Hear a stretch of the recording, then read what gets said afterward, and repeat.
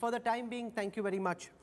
You know, as there is despondency in the Bharatiya Janata Party this morning because of what's happening in West Bengal, there is jubilation in the Trinamool Congress.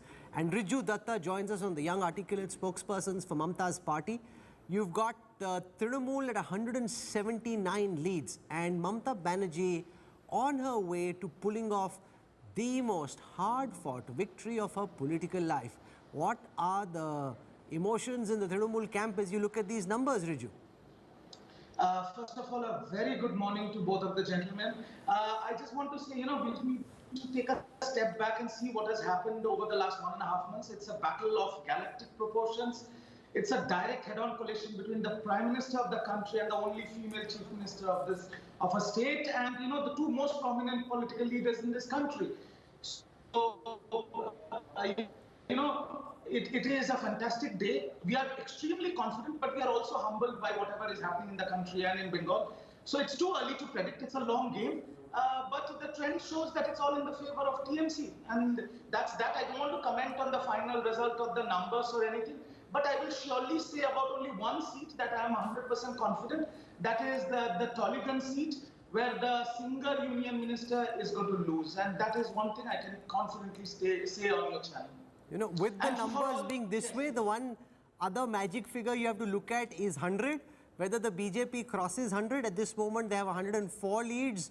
If they cross 100, there is some electoral vanity at stake for Prashant Kishore. He'll have huge bragging rights.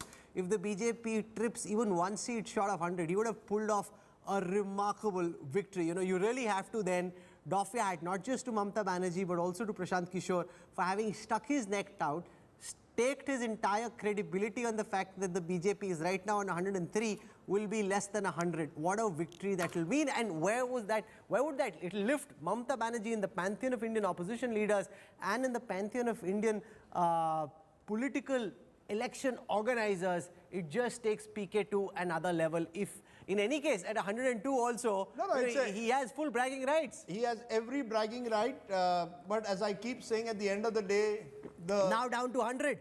Down to 100. PK takes bragging rights, but the real winner will be Didi herself. So, Mr. Datta, let's be honest, where do you think was the turning point? Because after 2019, there was a sense that the Trinamool could be on the downswing. And do you see this as a difference between a state and a general election? That in a state election, people have chosen their state leader. In a general election, people may well go back to Modi and the BJP. Is there a recognition that Mamta Banerjee cannot aspire now to be a national leader? She is the strongest face of Bengal and she has done a remarkable job in holding off the BJP. But that doesn't necessarily make her a national leader yet. Do you agree? Rajdeep sir, I think it is too early to predict on a national scale, but in terms of Bengal, I strongly believe, and I've said this multiple times on your channel, that Mamta Banerjee is a far bigger persona than Narendra Modi ji in Bengal. And that will be established at the end of the day. Remaining, what Rahul ji asked me about the narrative, I think where the election turned is, first, they did not have a face to stand in front of Mamta Banerjee, and second, their single point agenda of polarization has probably backfired on them, because in Bengal it does not work that way. So that's not entirely true. There has been polarization, but not enough polarization to win. Now let's show you an overall picture. It's 11 a.m. this Sunday morning.